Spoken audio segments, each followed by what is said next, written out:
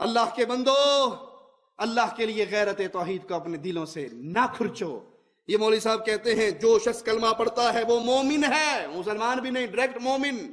جو کلمہ پڑھتا ہے وہ مومن ہے۔ مومن کی جان قیمتی ہے، وہ سنی کی جان ہو یا شیعہ کی جان۔ ہر مومن کی جان، اللہ کے نبی صلی اللہ علیہ وسلم، ہر مومن کسی کا، ہر کوئی جو بھی کلمہ پڑھتا ہے وہ مومن ہے۔ فرمایا ساری کائنات تباہ ہو جائے گا، کوئی پرواہ نہیں، ایک مسلمان کی جان سے کہیں زیادہ قیمتی ہے۔ اللہ کی قسم، مومن کی جان قیمتی ہے، شیعہ کی قیمتی ہے۔ شیعہ کا کسی مسلک کا کوئی بھی اس کی جان قیمتی ہے، سنی کوئی بھی اس کی جان قیمتی ہے۔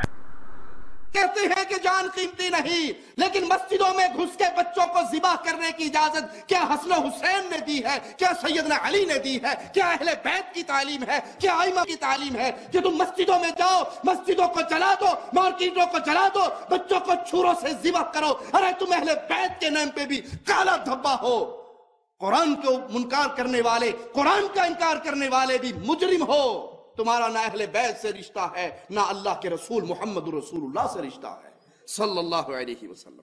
بہت شوق ہے آپ کو ان کو مومن قرار دینے کا، دیجئے، لیکن ان کی زبانیں ابو بکر، عمر، عثمان، عائشہ، حفصہ کو نعوذ باللہ جہنمی قرار دے رہی ہیں، آپ پھر بھی ان کو مومن مانتے رہیے۔ ہم اللہ سے دعا کرتے ہیں، اللہ ہمیں موت دے دینا، لیکن ہمارے سینے سے غیرت توحید کے مٹنے سے پہلے دے دینا۔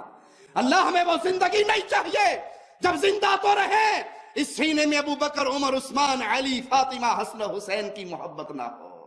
وہ زندگی نہیں چاہیے کہ سانس تو لے لیکن ہمارے سانسوں کے ساتھ لا الہ الا اللہ کی تحریک برپا نہ ہو رہی ہو۔ ہم زندگی مانگتے ہیں وہ جس زندگی میں تیری توحید کا آوازہ بلند کرتے رہے۔ ہم زندگی مانگتے ہیں وہ جس زندگی کے اندر تیرے مصطفیٰ کی محبتوں کے چراغ کو جلاتے رہیں، اہل بیت کی محبتوں کے جھنڈے گاڑتے رہیں، اصحاب رسول اللہ کی عزت ایمان کا دفاع کرتے رہیں، زندہ رہیں تو اللہ تیرے لیے رہے، موت جب بھی آئے تو اللہ تیرے لیے آئے۔ ربنا لا تزغ قلوبنا بعد إذ هديتنا وهب لنا من لدنك رحمة إنك أنت الوهاب۔